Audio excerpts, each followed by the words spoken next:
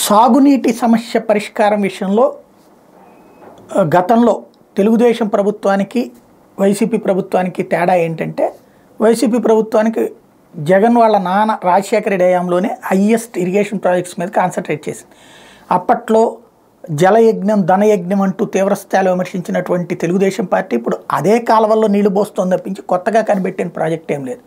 From the beginning Telugu Desam party agenda ఇటువైపు లేదు.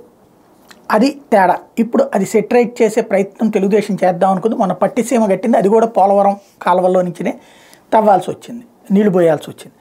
అది పక్కన పెడితే ఇప్పుడు జగన్కు ఒక అద్భుతమైన అవకాశం వచ్చిందంటే కృష్ణా జలాల మీద తెలంగాణతో జరుగుతున్న పోరాటం నేపథ్యంలో ఈ నెల 29 కల్లా తమ వాదన సమర్పించాలంటూ ఆంధ్ర ప్రభుత్వాన్ని బ్రిజేష్ కుమార్ ట్రిబ్యునల్ ఆదేశించింది. దీంతో ఖచ్చితంగా సరైన వాదన వినిపిస్తారు, ఆంధ్రాకి సపోర్టింగ్గా వినిపిస్తారు. ఇప్పుడు ఎలక్షన్స్ టైం కాబట్టి మరింత స్ట్రాంగ్గా వినిపిస్తారు.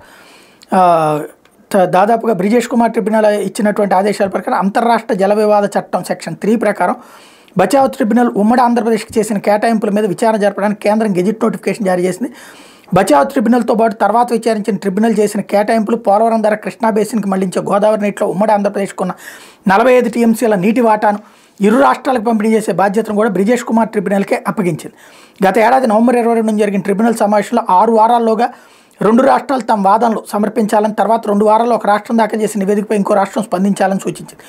ఈ సమయం గడిచిన 2 రాష్ట్రాలు స్టేట్మెంట్ ఆఫ్ కేసు దాఖలు చేయకపోవడంతో గడువు పొడిగిస్తూ వచ్చింది. చివరికి ఏడాది మార్చి 20వ తేదీలోగా దాఖలు చేయాలని తేల్చి చెప్పింది. మార్చి 20న తెలంగాణ దాఖలు చేస్తే ఆంధ్రప్రదేశ్ మళ్లీ గడువు కోరుతూ దరఖాస్తు చేసింది.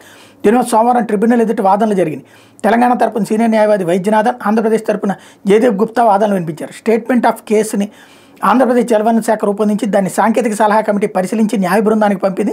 న్యాయ బృందం కొన్ని అంశాలపై ప్రభుత్వ సాయం కోరింది. దానికి సమాధానం వచ్చేలోగా ఎన్నికల ప్రవర్తన నియమావళి అమల్లోకి వచ్చింది. ఈ కారణంగా వాదనలు దాఖలు చేయలేకపోతున్నామంటూ ఆంధ్రప్రదేశ్ తరపు న్యాయవాది పేర్కొన్నారు. జూన్ ఆఖరి వరకు గడువు ఇవ్వాలని కోరారు. దీన్ని తెలంగాణ తరపు న్యాయవాది వ్యతిరేకించారు.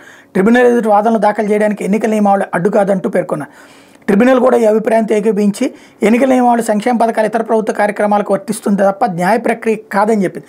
ప్రస్తుత ప్రభుత్వం దాఖలు చేసిన ఎన్నికల తర్వాత ఏర్పడే కొత్త ప్రభుత్వం దాఖలు చేసిన స్టేట్మెంట్ ఆఫ్ కేసు వ్యవహారంలో తేడా ఏమి ఉండదని అభిప్రాయపడింది. కానీ అక్కడ ప్రభుత్వాల ఆలోచన సరళకి అనుగుణంగా ఉంటుంది. కాబట్టి ఇది జగన్ వినియోగించుకుంటాడా, లేకపోతే ఈలోపు తెలుగుదేశం జగన్కి అది ప్రయోజనం రానియకుండా వాయిదా వేయమని కోర్టుకు వెళ్తుందో చూడాలి.